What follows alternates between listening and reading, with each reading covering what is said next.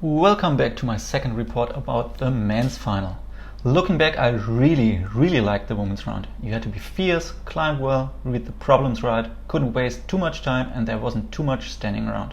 Also, Natalia and Janja just outclassed everyone else.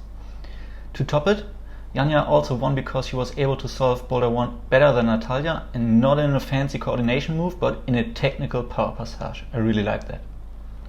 Before I start with the male round, let me say a few things. It was a thriller, a wild ride, and I was super psyched for the finals after a very intense semi-final round. Young climbers like Colin Duffy and Mejdi Schalck made it again into the finals. Okay, Colin only made it before into the Olympic Games, but anyway, that was big. They were joined by another young French, Paul Jenft, in his first final. Other youngsters I'd like to have seen like Max Milne and Yuji Inoue from Japan almost made it. The level is so high in the male field that some World Cup winners from the past didn't even make semis, like Jakob, Schubert or Alex Kazanov. Again, the three usual suspects made it from the Japanese team. 9 climbers from Japan made it into the semis, and it just makes sense to limit the amount per nation in the future and let them fight for it in continental comps. The World Cup circuit will turn into a Champions League of climbing then, and I'm looking forward to see that. In general, I like 3 out of the 4 boulders in this round. What I didn't like was that every boulder was dynamic, more or less. On the other hand, the setters can do whatever they want as long as they get a result and don't kill anyone. So congrats to the setting team for pulling another dynamic round out of their head and risking everything with Boulder 3. Let's go and take a look at the blocks. Boulder 1, a Meiringen classic. I'm already bored of it, I gotta say. Another quadruple dyno, which was more like a trap if you jumped it quadruple. Paul needed some tries until he was able to stick the first move and immediately climbed the upper part with his mean press into the volume. Paul is 186 centimeters tall and he could easily turn around at the top and look back into the crowd.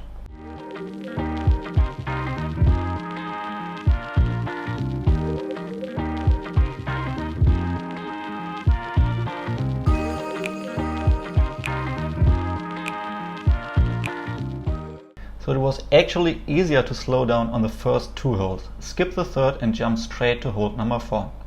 That's what Yoshiyuki did. After getting lost in the middle part, he climbed back and flashed boulder number 1. He had to put more effort into pushing into the last hold. We'll talk about that in a minute.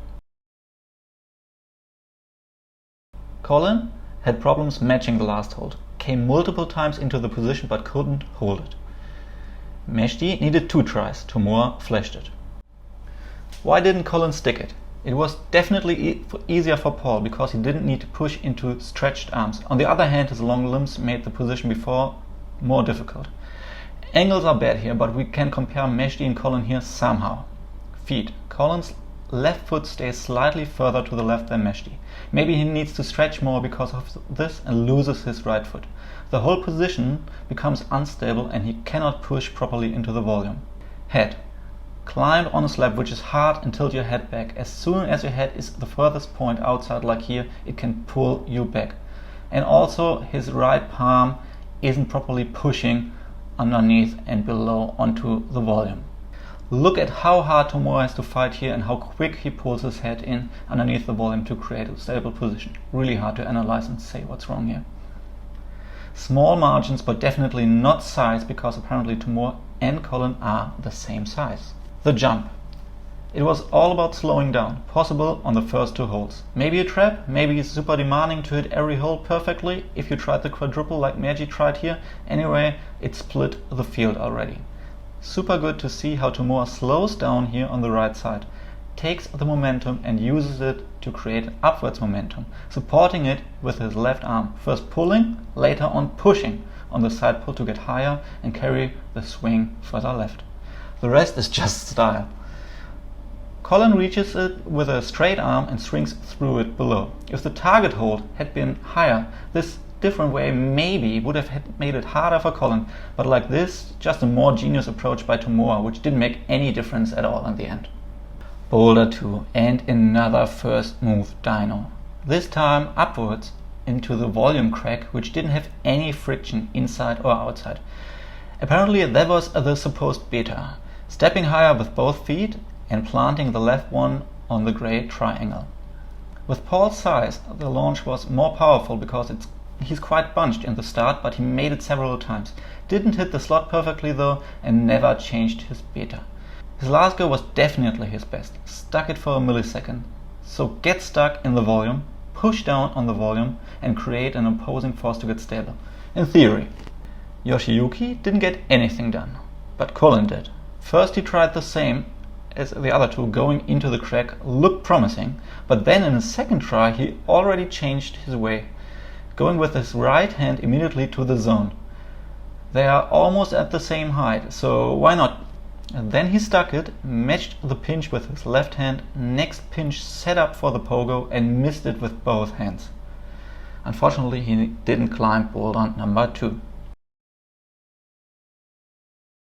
Mejdi jumped to the slot first as well, then gestured and raised his right hand. At this point the audience yelled, and I think it's cool, maybe some people don't like it, but I think he got the hint to give it a go like this, and he tried it next time.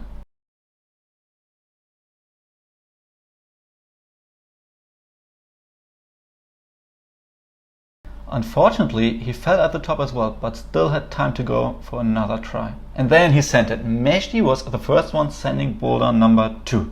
Tomoa has such dynamic power in his legs, he didn't even use the black volume. He just used the grey one to give him some sideways trajectory and got the combination of pinch and volumes.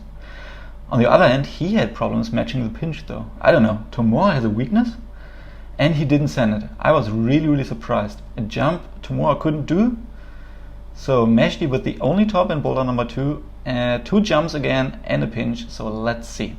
First jump, Tomoa doesn't use the black volume at all. He goes straight upwards first.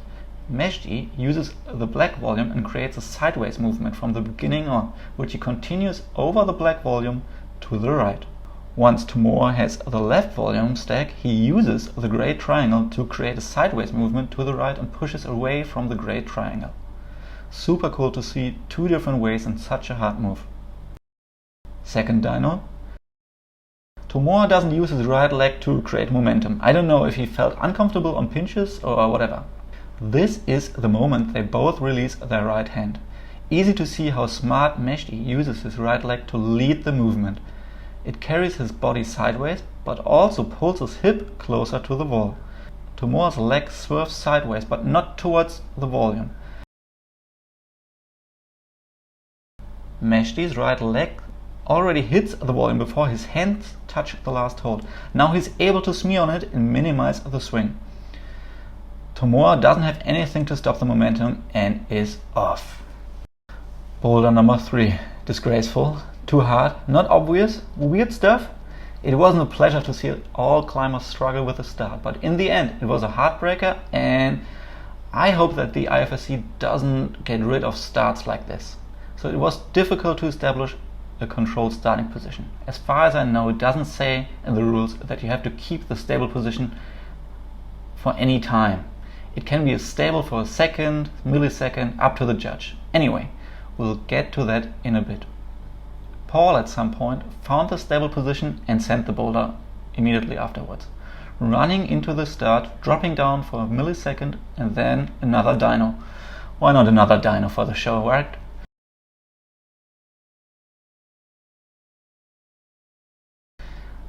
The last move was really cool though. Mantle and stem on the right volume, find the sweet spot and top! Yoshiyuki again tried and failed for almost 4 minutes until he found the solution, got the zone and slipped with only seconds left on the clock. Then things got really crazy. Colin Duffy coming in. The usual struggle with the start, and then with 2 minutes left he started and sent it.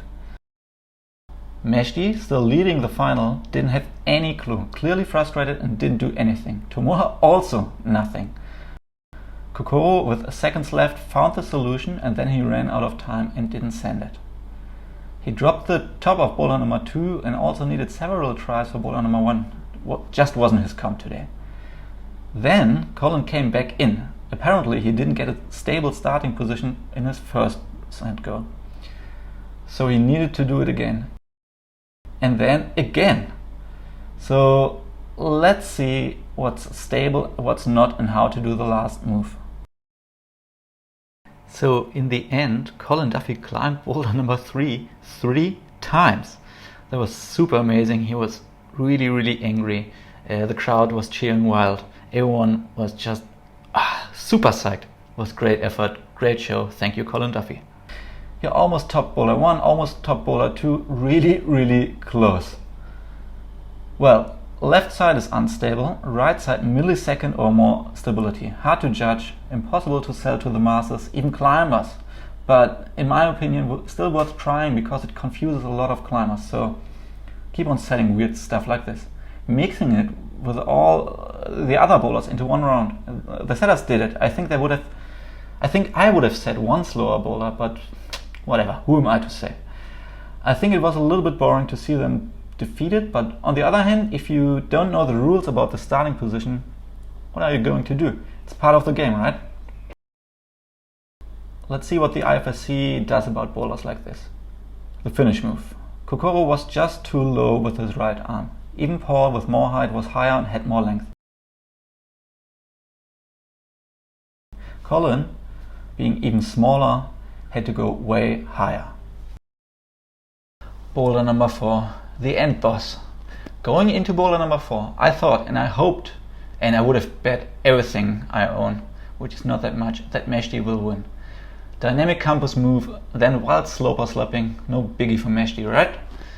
Last position, Tomoa and Yoshiyuki going into the last boulder. That was crazy seeing them so far down. Before we start, a look at the top hold. Apparently a last second tweak by the setters. They rotated the dual text part to the top, so you had to squeeze it from the left side now. Before, it had grip on the top as well. The first move. Swing to the right, campus up with your right hand and push down with left hand to push yourself into your shoulder. Wild and crazy, I loved it. At least it's not my shoulder which gets destroyed, right?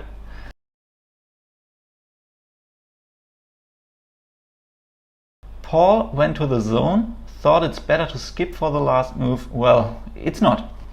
Great effort in his first senior World Cup final. Thanks for the show and hope to see you soon.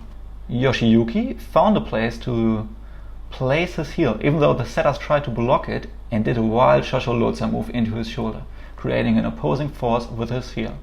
Then he campused the last move and topped it. First top in boulder number 4.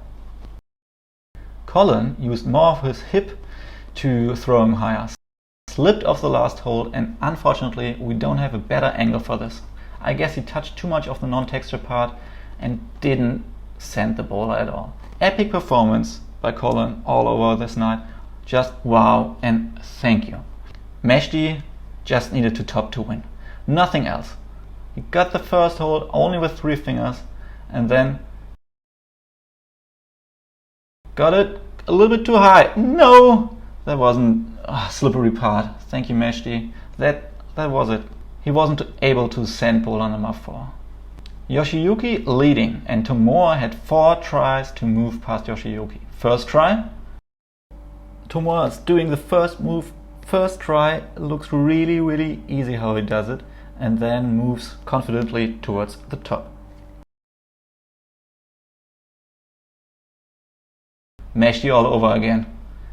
While Mejdi couldn't repeat the first move though, no problem for Tomoa, and he also looked at the upper part again before he climbed it. Wise man. Using his left foot to drag his body to the left and take weight off the top hold and not to have too much swing, he topped it, second try and won. Tomoa Narasaki, winner of the first Boulder World Cup in Meiringen 2022. Congratulations. And let's see how they climbed this boulder. Yoshiyuki creates tension and pressure between his left heel and his right hand. All the others created tension pressure with palming down left, which enables the right shoulder going into a Gaston position and stick the move.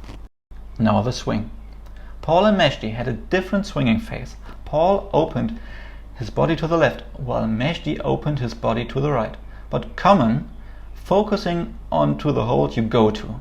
They both looked up to the right hand hold. Paul just needed to twist and rotate his body axis and boom, got it. They created the momentum with straight arms and used their legs as a pendulum. Colin and Tomoa did something more similar to a gymnastics bar upswing. I think that's what it's called.